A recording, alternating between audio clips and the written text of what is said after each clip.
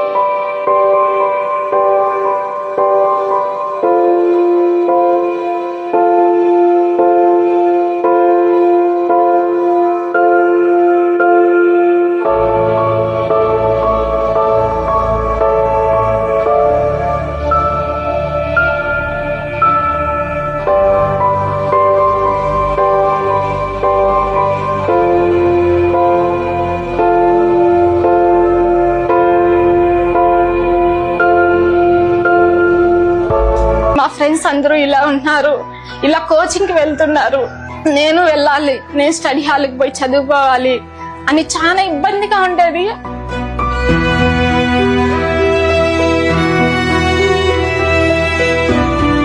మా నాన్న చదువు మానేసి కూలి పనులకు వెళ్లారు. నేను ఎట్లా చదువుకోలేకపోయాను. నా బిడ్డలు చదువుకోవాలా, నాకు మగ బిడ్డలైనా ఆడబిడ్డలైనా వాళ్ళకి ఎలాంటి లోటు రాకూడదు, ఒకరి మీద ఆధారపడకూడదు అనేసి మమ్మల్ని చదివిపించారు. మేము ఈ రోజులో ఇలా అవడానికి కారణం మా నాన్న మా అమ్మే. కానిస్టేబుల్ నోటిఫికేషన్ గత ప్రభుత్వంలో 2022లో జారీ చేయబడింది. జనవరిలో ప్రిలిమ్స్ ఎగ్జామ్ నిర్వహించగా తర్వాత ప్రాసెస్ అయిన ఈవెంట్స్ న్యాయపరమైన చిక్కుల వల్ల వాయిదా పడినది. దీని ద్వారా ఈ చిక్కుల్ని అధిగమించి వచ్చిన వెంటనే మేము కానిస్టేబుల్ ఉద్యోగాలను భర్తీ చేస్తామని చెప్పిన విధంగానే వెంటనే కానిస్టేబుల్ నోటిఫికేషన్ న్యాయపరమైన చిక్కులను తొలగించి 6000 పోస్టులను భర్తీ చేసింది. తద్వారా ఎన్నో పేద కుటుంబాలకు ఉపాధి అవకాశాన్ని కల్పించింది. ఈ రోజు నాకు ముఖ్యమంత్రి చంద్రబాబు నాయుడు గారి చొరవ వల్లే నేను ఉద్యోగం సాధించగలిగాను. అలాగే ఐటీ శాఖ మంత్రి నారా లోకేష్ గారికి, డిప్యూటీ సీఎం పవన్ కళ్యాణ్ గారికి, హోమ్ మినిస్టర్ వంగలపూడి అనిత గారికి, మా కుటుంబం అందరి తరపున నేను మనస్ఫూర్తిగా ధన్యవాదాలు తెలియజేసుకుంటున్నాను. Congratulations and all the very best. ముందుగా వేదికను అలంకరించిన గౌరవనీయులైన నారా చంద్రబాబు నాయుడు గారికి, డిప్యూటీ సీఎం పవన్ కళ్యాణ్ గారికి, హోమ్ మినిస్టర్ వంగలపూడి అనిత గారికి నా నమస్కారాలు. నా పేరు కొమ్ము శిరీష. మాది పెద్దమాదిగపల్లి నిమ్మనపల్లి మండలం, అన్నమయ్య జిల్లా. మా నాన్నగారి పేరు కొమ్ము శ్రీనివాసులు, మా అమ్మగారి పేరు కొమ్ము సుజాత. మా తల్లిదండ్రులకు మేమిద్దరము ఆడపిల్లలే. మాకు చదువుకునేటప్పుడు చాలా ఆర్థికంగా వెనుకబడిన తరగతుల వాళ్ళం.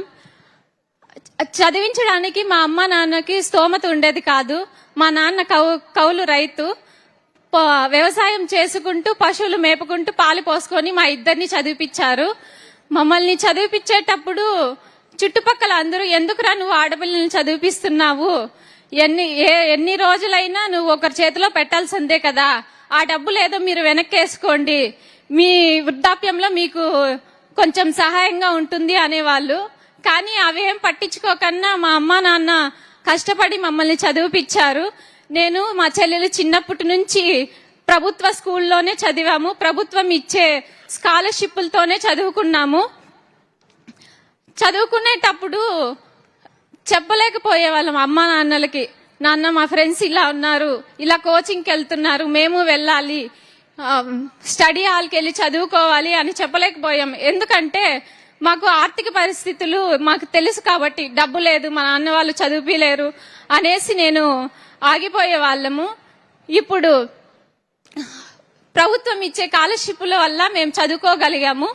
ఈ రోజు నాకు ఈ ఉద్యోగం వచ్చిన దానికి మా తల్లిదండ్రులు కష్టపడ్డ కష్టమే కారణం. ఉద్యోగం రూపంలో నాకు లభించింది. నేను నా కుటుంబం చాలా ఆనందంగా ఉండగలిగాం. ఆ రోజు ఎందుకురా ఆడపిల్లల్ని నువ్వు చదివిస్తున్నావు అనే వాళ్ళకే ఈ రోజు ఇది ఒక మంచి గుణపాఠం లాగా మిగిలింది.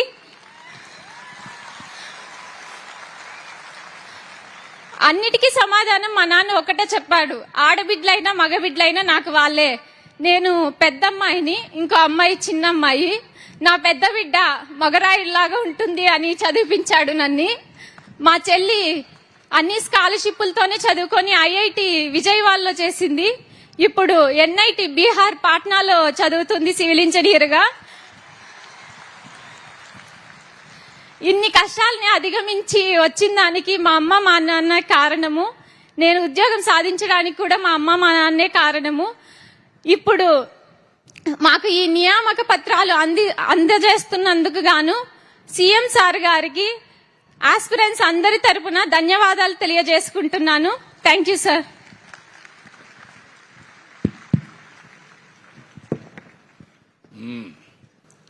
నువ్వేం చదువుకున్నావమ్మా? MSc MSc chemistry. ఈ అమ్మాయిని చూస్తే తల్లిదండ్రులకి చేతులెత్తి వందనాలు సమర్పిస్తున్న ఈ అమ్మాయిని ఎంఎస్సీ కెమిస్ట్రీ చేపించారు. రెండో అమ్మాయి బీటెక్ చేసి civil engineer sir, NIT partner civil engineer. ఇప్పుడు ఎన్ఐటికి వెళ్లి సివిల్ ఇంజనీర్ చేస్తా ఉంది. ఒక మామూలు కుటుంబం, అసాధారణమైన పట్టుదల. మగపిల్లలైనా ఆడపిల్లలైనా నాకు సమానం. ఈ పిల్లల భవిష్యత్తు చూడాలని చెప్పి ఆ తల్లిదండ్రులు కోరుకున్నారు. పిల్లలు కూడా శబాష్, మీరు నిరూపించుకున్నారు. మిమ్మల్ని మనస్ఫూర్తిగా అభినందిస్తున్నా. ఇక్కడ మీరు చూస్తే ఒక పక్క బ్యాక్వర్డ్ ఏరియా, ఒక పక్క మాదిగ కులాల్లో చాలా మంది ఉద్యోగాలు రావు. అందుకే నేను ఇప్పుడే కాదు ఎప్పుడో కేటగరైజేషన్ కూడా తీసుకొచ్చి మాదిగలకు కూడా న్యాయం జరగాలని ఒకప్పుడు కేటగరైజేషన్ తీసుకొచ్చా. అది మధ్యలో కోర్టు కొట్టేస్తే వదిలేశారు. మళ్లీ నేను ఉండంగానే సుప్రీంకోర్టు ఆమోదిస్తే మళ్లీ చట్టం చేసి ఆ కేటగరైజేషన్ తీసుకొస్తే దాని ఫలితం ఇలాంటి పిల్లలు కొన్ని వందల మందికి ఉద్యోగాలు వస్తున్నాయి. నేను గర్వపడుతున్నానని చెప్పి మరొక్కసారి తెలియజేసుకుంటూ, ఏమమ్మా నీకు మంచి ఉద్యోగం వస్తుంది, ఇంకా బాగా చదువుకుంటే ఇంకా పై ఉద్యోగాలు కూడా వస్తాయి. మీ చెల్లెలు కూడా వెళ్లిపోతుంది, ఇద్దరు పెళ్లిళ్ళు చేసుకుని వెళ్లిపోతారు. మీ అమ్మా నాన్న కథ ఏంటి? ఖచ్చితంగా అమ్మ నాన్నలకు మేమే మగబిడ్డలను చదివించారు కాబట్టి మేము వాళ్ళకు అండగా ఉంటాం సార్. ఖచ్చితంగా. నమ్మకమేనా? అవును సార్. చేయకపోతే సార్ నేను పట్టుకుంటా ఎక్కడ ఉన్నా నిన్ను మళ్ళా. ఓకే, నమ్మకం కదా. నేను ఆ తల్లిదండ్రులు ఎంత ఆనందపడతారంటే ఇలాంటి బిడ్డలు కనడం వాళ్ళ పూర్వజన్మ సుకృతం. నేను గర్వపడుతున్నా. గట్టిగా చప్పట్లు కొట్టి అభినందించండి, ఆశీర్వదించండి.